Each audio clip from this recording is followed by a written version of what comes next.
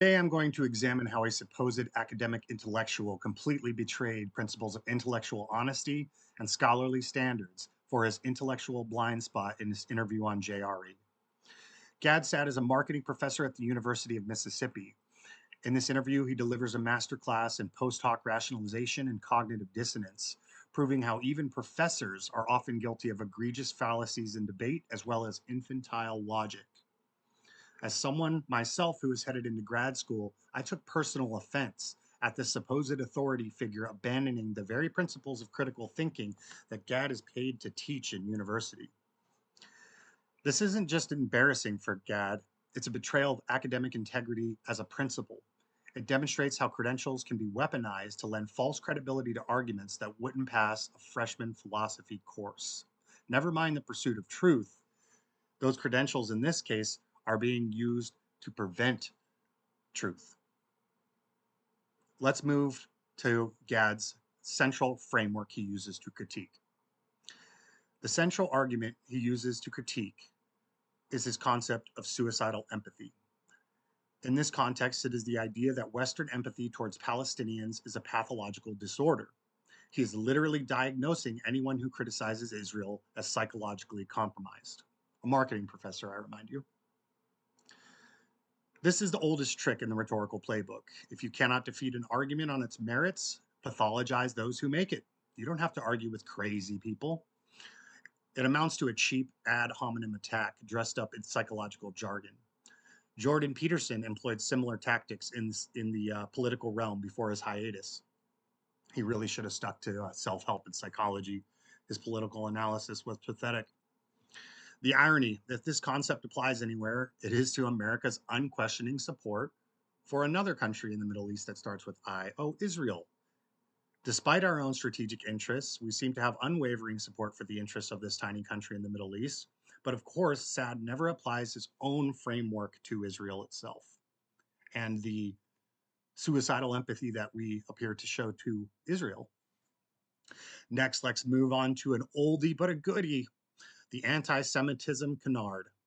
Whenever Rogan raises legitimate criticisms of Israeli policy, and this happens all the time across the internet, I mean, it's been the play ever since World War II, Saad reflexively redirects to anti-Semitism.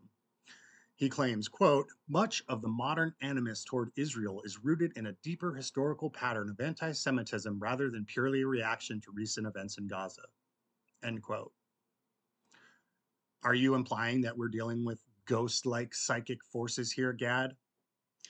The tactic is transparent, and it is insulting, increasingly so, to viewers' and listeners' intelligence. People can object to bombing hospitals, killing children, and the state of Israel without it being anti-Semitism, without being a Nazi. Okay, Saad's insistence on using this tactic reveals either intellectual dishonesty or an ideological blindness that's very deep. The reality is that anti Semitism does exist, and Israel can commit war crimes. These are not mutually exclusive realities, and criticism of the state of Israel is not anti Semitism. Okay, everybody can see this plain as day.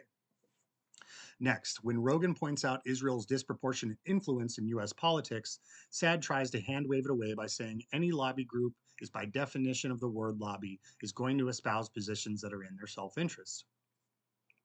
Fair enough point there, Gad. That is the nature. But this is like saying a street gang and a neighborhood association are the same because both advocate for their own interests. The scale, the methods, the consequences, these all matter. Okay. It's a false equivalence. Every lobby doesn't have handlers for each and every congressman like APAC does. Does every lobby get standing ovations in Congress like APAC does? You have to account for the outsize, the specialness of the relationship.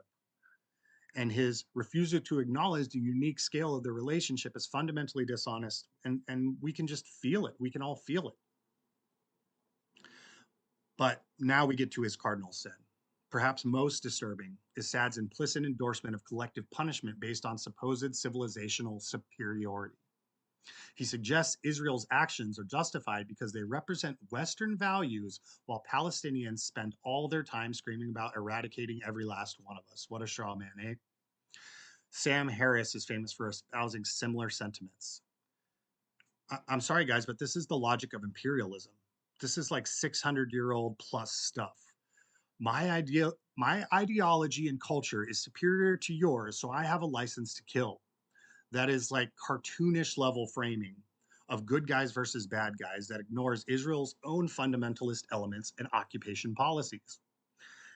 At the end of the day, human life is and always will be more important than civilizational hierarchy. Okay? Professor Saad, you should be embarrassed to peddle this dangerous and infantile logic.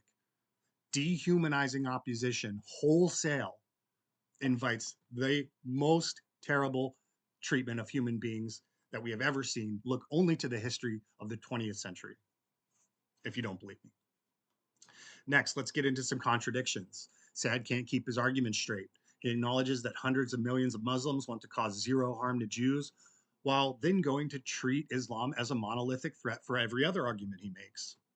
He claims Israel is only 73% Jewish with equal rights, but conveniently omits discussion of the occupation where millions of Palestinians under Israeli control lack voting rights, or the discriminatory laws that privilege Jewish citizens. After all, Israel is the only ethno-state the West allows into its fold for some reason. Strange, ironic even. And these aren't minor inconsistencies, they're fundamental contradictions that reveal his arguments as propaganda, not genuine analysis. What makes this all particularly shameful is that Saad is an academic who should model intellectual rigor. Instead, he employs just about every fallacy he teaches students to avoid: selective use of evidence, pathologizing disagreements, group generalizations, false equivalencies, reducing geopolitics to civilizational binaries. This isn't scholarship, it's tribalism with footnotes. The betrayal of academic standards is arguably worse than any specific argument he makes, and what really prompted me to make this video is what got under my skin. Gad Saad's appearance on JRE was not just embarrassing. It was a masterclass in how intellectuals abandon their standards when tribal identity is at stake, and we need better. We need to do better. The saddest part, Saad's clearly smart. He's capable of better. But when confronted with criticism of Israel, he chooses advocacy over analysis, propaganda over principles. This is why public trust in academia has eroded. When experts use their credentials to lend weight to arguments that don't pass basic scrutiny, they damage not just their own reputations, but the credibility of the entire academic enterprise. Professor Saad, you owe your students and your institution and the world better than